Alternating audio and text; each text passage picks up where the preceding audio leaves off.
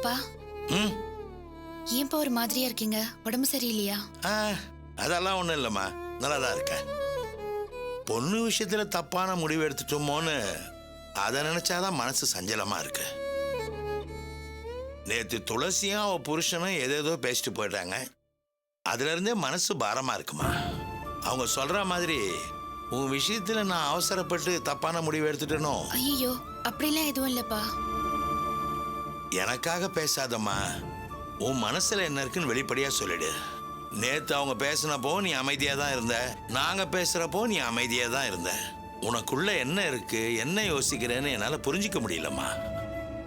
ஒருவேளை அப்பா நம்ம விஷயத்துல தப்பான முடிவு எடுத்துட்டாரோன்னு நினைச்சு நீ வருத்தப்படுறியோன்னு எனக்கு சந்தேகமா இருக்குமா. இல்லப்பா, அப்படிலாம் நான் யோசிக்கவே இல்லை. அப்புறம் ஏம்மா அவ்வளவு நேரம் அமைதியா இருந்த? நீ பேசாம என்னமோ போல உட்கார்ந்து இருந்தத நான் என்னன்னு எடுத்துக்கிறதுமா?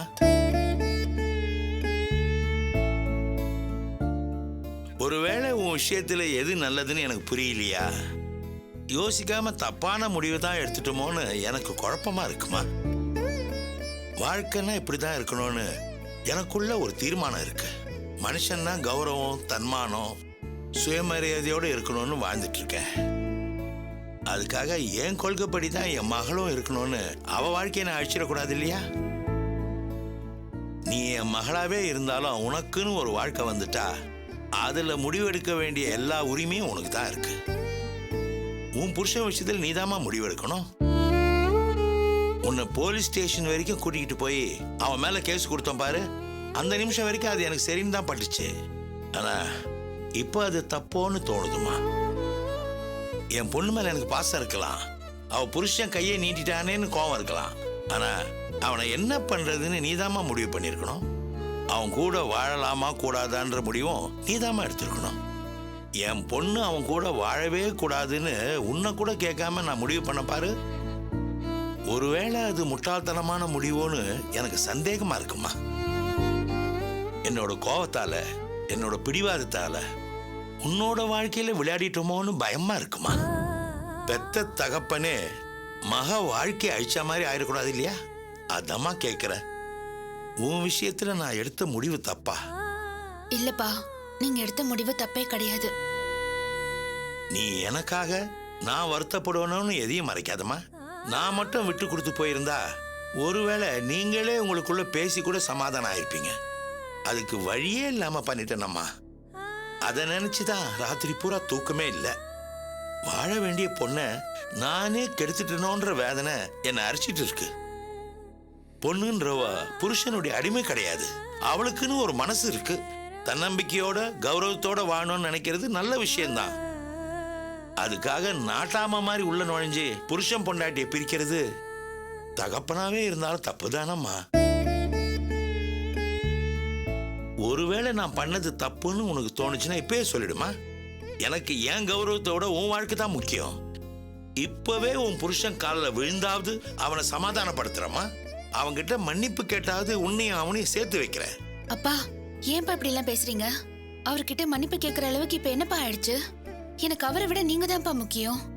என்ன புரிஞ்சுக்காம சந்தேகப்பட்டு கொடுமைப்படுத்துற புருஷனாப்பா எனக்கு முக்கியம். இனிமே இப்படி எல்லாம் பேசாதீங்கப்பா, எனக்கு வேதனையா இருக்கு. தீபா, அம்மாடி தீபா, அழாதம்மா. இவ்வளவு தூரம் பேசிட்டு அவளை அழாதன என்னங்க பண்ணுவா? நீங்க ஏன் இப்படி இருக்கீங்க? இவ்வளவு நாள் நல்ல தெளிவா முடிவெடுத்து நல்லா தானே இருந்தீங்க.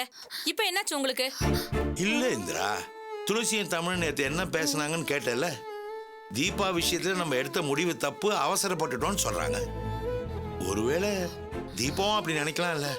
ஏங்க அவங்க 1000 பேசுவாங்க, எதை மனசுல வச்சுட்டு பேசுறாங்கன்னு இவளுக்கு புரியாதா? அவங்களுக்கு அவனால ஆதாயம் இருக்கு, அத மனசுல வச்சுக்கிட்டு பொடி வச்சு பேசுறாங்க. அத கூட புரிஞ்சுக்க முடியாத அளவுக்கு இவ என்ன குழந்தையா? அத அப்பவே இவ மறுத்து பேசியிருந்தாலும் எனக்கு எந்த குழப்பமும் வந்திருக்காது. இவ அப்படி பேசலையே, அதானே எனக்கு குத்துது. அப்பா, நிஜமாவே நீங்க என்ன பேசிக்கிட்டீங்கன்னு எனக்கு தெரியலப்பா. அவங்க என்ன சொன்னாங்கன்னு தெரியல. நான் ரொம்ப குழப்பத்துல இருந்தேன். நீங்க என் வாழ்க்கையை அழிச்சிட்டீங்கன்னு என்னால நினைக்கவே முடியாது. கடைசி வரைக்கும் அப்படி நினைக்கவும் மாட்டேன்ப்பா. என் விஷயத்துல நீங்க என்ன முடிவெடுத்தாலும் அது சரியாதான்ப்பா இருக்கும். இப்ப வரைக்கும் சரியான முடிவை தான் எடுத்திருக்கீங்க. நீங்க என்ன பெத்தவருப்பா. எனக்கு போய் கெடுதல் நினைப்பீங்களா? என் மேல இருக்கிற பாசத்துல நான் நல்லா இருக்கணும்னு தானே நினைக்கிறீங்க. உங்களை மாதிரி தான்ப்பா நானும் சுயமரியாதையோட கௌரவமா இருக்கணும்னு நினைக்கிறேன். எனக்கு அப்படிதான்ப்பா நீங்க சொல்லி தந்திருக்கீங்க. புருஷன்கிட்ட அது கிடைக்கலங்கிறப்ப நான் எதுக்குப்பா அவரோட வாழணும்? என் புருஷன் விஷயத்துல நீங்க எடுத்த எந்த முடிவும் தப்பே இல்லப்பா. அடிச்சாலும் உதைச்சாலும் அவரோட தான் வாழணும்னு சொல்லியிருந்தா அப்பதான்ப்பா நான் வருத்தப்பட்டிருப்பேன். உனக்காக நான் இருக்கேம்மா, கடைசி வரைக்கும் நான் உன்னை பார்த்துப்பேன்னு சொன்னீங்க பாருங்க, அதான்ப்பா நீங்க எனக்கு கொடுத்த கௌரவம். இதுவே வேற ஒரு வீடுனா கல்யாணம் பண்ணி கொடுத்தப்பவே உறவு முடிஞ்சிருச்சுன்னு சொல்லிருப்பாங்க. ஆனா நீங்க அப்படி நினைக்கலையே. எனக்கு பிரச்சனைன்னு தெரிஞ்சதும் இன்னொருத்தர் பொண்டாட்டிய பார்க்காம உங்க பொண்ணா பாத்தீங்களே. இந்த குடுப்பனை எல்லாருக்கும் கிடைச்சிடாதுப்பா. கல்யாண வாழ்க்கையில எனக்கு கொடுத்து வைக்கலனாலும் அப்பா அம்மா விஷயத்துல நான் ரொம்ப கொடுத்து வச்சவ.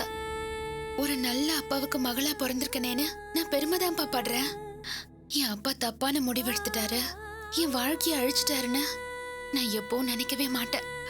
அப்படி நினைச்சா உங்களுக்கு மகளா பிறந்ததுக்கே அர்த்தம் இல்லாம போயிடும்.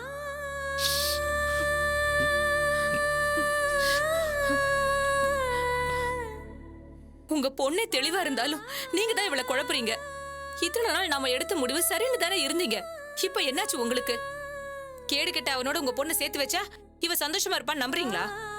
அப்படி ஒரு நம்பிக்கை இருந்தா அதை இப்பவே மறந்துடுங்க. ஆரம்பத்துல நானே அவனுக்காக உங்களோட சண்டை போட்டிருக்கேன், சமாதானம் பண்ணி சேர்த்து வச்சிடலான்னு சொல்லியிருக்கேன். ஆனா எப்போ அவன் நம்ம பொண்ணு மேல அபார்ஷன் பண்ணிக்க போறான்னு சந்தேகப்பட்டானோ அப்பவே சீன் ஆயி போச்சு. துளசிக்கு தமிழுக்கும் என்னங்க தெரியும்?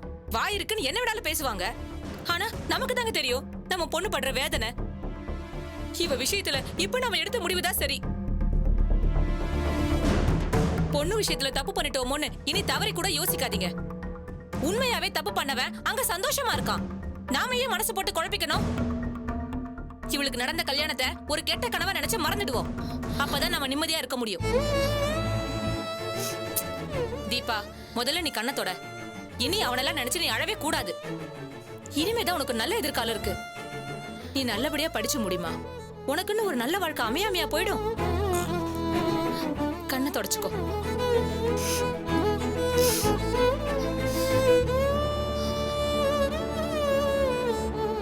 ஏங்க, உங்களுக்கும் தாங்க சொல்றேன், கண்டதையும் போட்டு மனசை குழப்பிக்காதீங்க.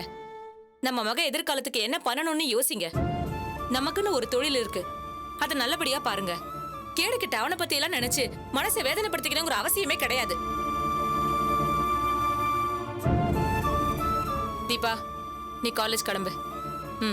காலைல கூட ஒழுங்கா சாப்பிடல, மத்தியானமாவது சரியா சாப்பிட்ரு. கிளம்பு. என்னங்க, உங்களுக்கு ஆபீஸ்க்கு டைம் ஆகலையா? கிளம்புங்க.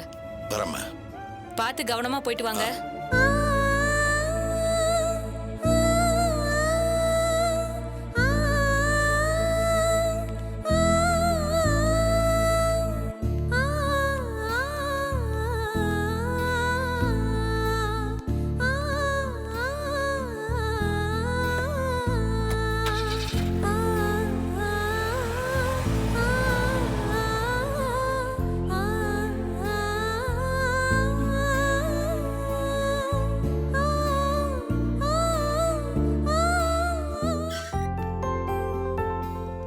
என்னங்க, டிஃபன் சாப்பிட வரீங்களா இல்லையா?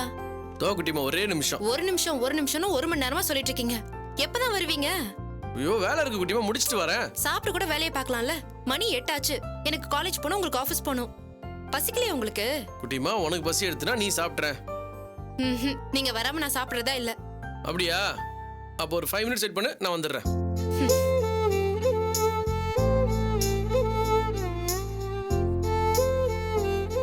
மேடம், என்ன டிஃபன் பண்ணிருக்கீங்க? உங்க பொண்டாட்டி கேளுங்க. என் பொண்டாட்டி தாண்டி கேக்குறேன். என்ன டிஃபன் பண்ணிருக்க? உப்மா. என்னது, உப்மாவா? உலகத்திலேயே ரொம்ப கஷ்டமான, கலர்ஃபுல்லான, காஸ்ட்லியான டிஷ்னா அது உப்மா தான். அதை பண்ணி கொடுத்தே என் பொண்டாட்டிக்கு என் மேல எவ்வளவு பாசம். உப்பையும் மாவையும் ஒன்னா சேர்த்து கிண்டி வச்சுட்டு அதை சாப்பிடலன்னு மிரட்டல் வேற. என்ன விளையாடுறீங்களா? ஈஸியா இருக்குன்னு நீங்க தானே அதை பண்ண சொன்னீங்க. அப்படின்னா ஒண்ணு பண்ணு, அதை கேன்சல் பண்ணிட்டு தக்காளி வெங்காயம் பெருங்காயம் இதெல்லாத்தையும் ஒண்ணா போட்டு கிண்டிட்டு தப்புமான்னு கொண்டு வா போ. என்ன தப்புமாவா? ஆமா, தப்பு தப்பா சேர்த்துக்கு பேர் தானே தப்புமா. அது உப்புமாவோட ரொம்ப பெட்டரா இருக்கும் தெரியுமா? என்ன கிண்டல் பண்ணனா உங்களுக்கு பொழுதே போகாதல்ல? உப்புமா தப்புமா உப்புமா பேரை வைக்கிறீங்க. தப்புமா என்னென்ன? உப்புமா அடிக்காத பேசுவீங்க. இனிமே பேசுவீங்க. தப்பு தப்பு தப்பு தப்பு இங்க பாருடா சார் ஃபுல் பிஸியில் இருக்காரு. டேய் நம்ம போயிட்டு அப்புறம் வரலாம். டேய் நில்றா, நானும் தானே இருக்கேன், தைரியமா இரு. சார் உள்ள வரலாங்களா? வாங்கடா. என்னடா காலையிலேயே பூஜை எல்லாம் பலமா இருக்கு, ஏதாவது திமிர்த்தனம் பண்ணியா? இல்லடா, காலத்துல வேலை பார்த்துட்டு இருந்தேன், டிஃபன் சாப்பிட வரல இந்த அடிக்கிறா. டேய் கூப்பிட்டா போய் சாப்பிட வேண்டியதான்டா. காலங்காத்தால லேப்டாப் வச்சுக்கிட்டு அப்படி என்னடா உனக்கு வேலை? டேய் நீ ஈஸியா சொல்றோடா, பேங்க் வேலைக்கு போய்க்கின்னு பிசினஸ் பார்த்துட்டு எவ்வளவு கஷ்டம் நடந்தானே தெரியும், நாக்கு தள்ளி போதுடா. பரவாயில்லடா, அதான் நாங்களும் பார்த்தவன். பிஸியா இருக்கிறது நல்ல விஷயம் தானே. தமாஷே, கொஞ்சம் அடங்குறியா? சரிங்கண்ணா, உங்களுக்கும் சேர்த்து டிஃபன் எடுத்துட்டு வரேன். இப்பதாம்மா கனக ஹோட்டல்ல வரும்போது சாப்பிட்டு வந்தோம். டேய் ஒரு நாள் அது நல்ல டிஃபன் சாப்பிடேன்டா. கிண்டலு நடக்கட்டும்டா. சரி, நான் காஃபியாவது எடுத்துட்டு வரேன், உட்காருங்க. சேர் எடுத்து போட்டு உட்காருங்கடா.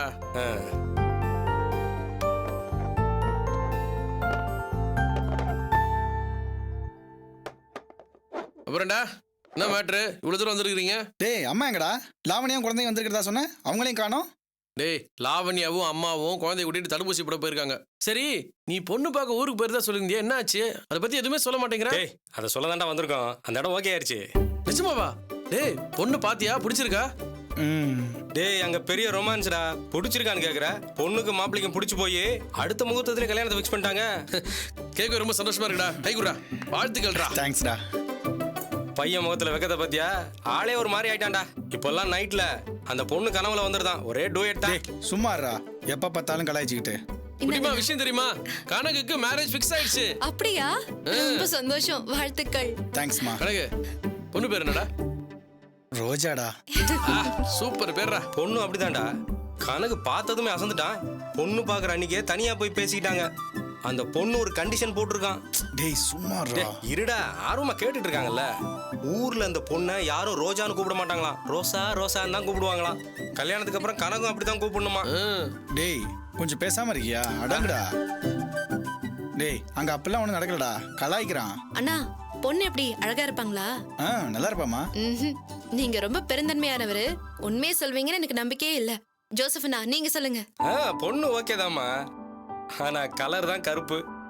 கனகு சார் அதை பார்த்துட்டு தான் வாங்கிட்டாருன்னு நினைக்கிறேன். இப்பவே கருப்பு தான் எனக்கு பிடிச்ச கலர்னு ரிங் டோன் வச்சிருக்காருன்னா பாத்துக்கீங்க. வருங்கால ஒய்ஃப் மேல அவ்வளோ பிரியம். டேய் அப்படி முறைக்காதடா, முதல்ல காஃபியை குடி. சும்மா சொன்ன மேம், பொண்ணு நல்ல கலரா தான் இருப்பா.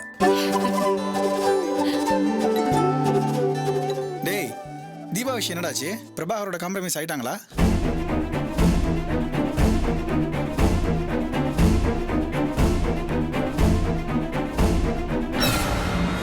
இல்லடா, காம்ப்ரமைஸ் ஆகிற மாதிரி தெரியல. ரெண்டு பக்கமும் பேசி பேசி பிரச்சனை பெருசாக்கிட்டாங்க. என்னடா சொல்ற? பிரச்சனை பெருசாயிடுச்சா? ஆமாண்டா, ரெண்டு பக்கமும் சமாதானம் ஆகிற மாதிரி தெரியல. பிரபாகர் டைவர்ஸ் நோட்டீஸ் அனுப்பிச்சாருன்னா பதில் இவங்க டைவர்ஸ் நோட்டீஸ் அனுப்புறாங்க. பிரபாகர் ஒன்று பண்ணா பதில் இவங்க ரெண்டு பண்றாங்க. நம்மளால என்னத்த பண்ண முடியும்? ரெண்டு பேருக்குமே சின்ன வயசுடா. இப்பவே டைவர்ஸ்னா அவங்க எதிர்காலம் என்ன வருது? எடுத்து சொல்லி நீ தாண்டா புரிய வைக்கணும்.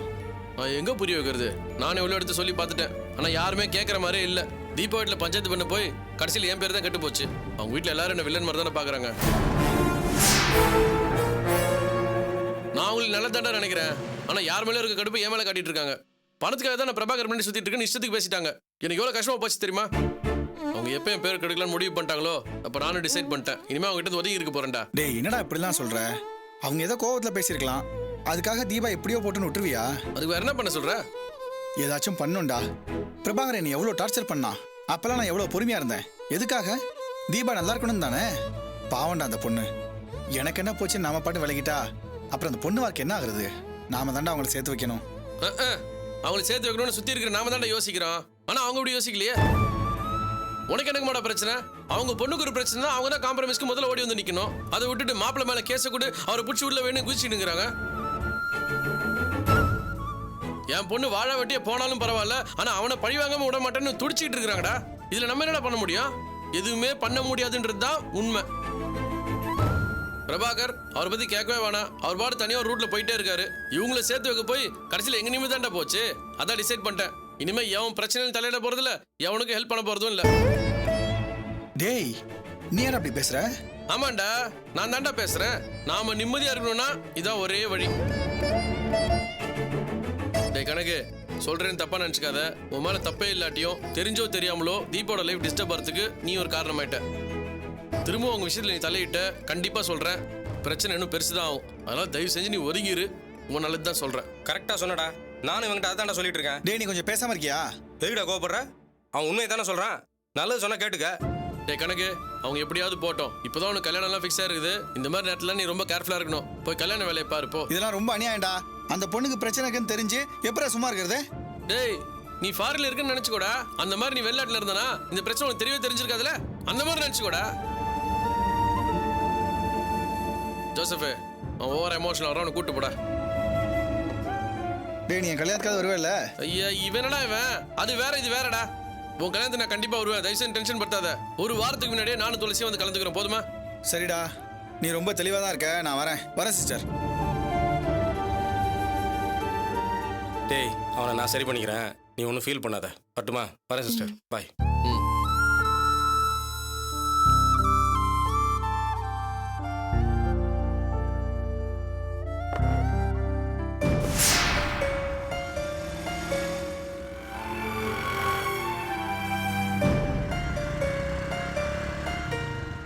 ஏண்டா கல்யாணத்தை கிராமத்தில் நடத்தலாம் முடிவு பண்ணிட்டீங்களே, டிரான்ஸ்போர்ட்லாம் எப்படி?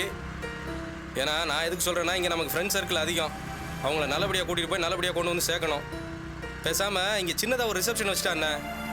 உனக்கு ஏதாவது ஐடியா இருக்கா? என்ன கேட்டால் ரிசப்ஷன் வைக்கிறதெல்லாம் தண்ட செலவுடா. பேசாமல் வண்டி புக் பண்ணி கிராமத்தில் கல்யாணம் வச்சுருக்கோம் வந்து பாருங்கன்னு சொல்லி எல்லாரையும் அள்ளிட்டு போயிடலாம்டா. செலவு ஒரே ஒரு செலவாக முடிஞ்சு போயிடும். என்ன சொல்ற? உன்னதாண்டா கேட்குறேன், என்ன சொல்ற? என்ன என்ன கேட்ட? என்னது? என்ன கேட்டியா? இறங்குடா. ஏண்டா இவ்வளோ நேரம் மூச்சு பிடிக்க கத்திக்கிட்டு இருந்தேன், உனக்கு ஒன்றுமே கேட்கலையா? சார் அப்படி என்ன யோசிச்சுட்டு இருந்தீங்க? எல்லாம் தமிழ் பத்தி தான்டா. அவன் ஏன்டா அப்படி இருக்கான்? அவனுக்கு என்னடா, அவன் நல்லா தானே இருக்கான். இல்லடா, அவன் முன்ன மாதிரி இல்லை. இப்போ ஆளே டோட்டலாக சேஞ்ச் ஆகிட்டான். முன்னெல்லாம் ஃப்ரெண்ட்ஸ்னா உயிரே விடுவான்டா. எந்த ஹெல்ப்னாலும் அவன் தான் முன்னாடி இருந்து பண்ணுவான். எதை பற்றியும் கவலைப்பட மாட்டான். மற்றவங்களுக்கு ஹெல்ப் பண்ணுங்கிறத நாம் அவங்ககிட்ட இருந்தால் கற்றுக்கிட்டோம். இப்போ தீபாவுக்கு அவ்வளோ பெரிய பிரச்சனையாக இருக்குது. டைவர்ஸ் வரைக்கும் போயிருக்காங்க. கண்டுக்காத விலைக்கு நிற்கலாங்கிறான். எப்படா? எப்படின்னா அவன் எப்படி வாழணும்னு அனுபவிச்சு சொல்லியிருக்கான். அதை புரிஞ்சுக்க. என்ன கேட்டால் தீபா விஷயத்தில் அவன் எடுத்த முடிவு தான் சரின்னு தோணுது.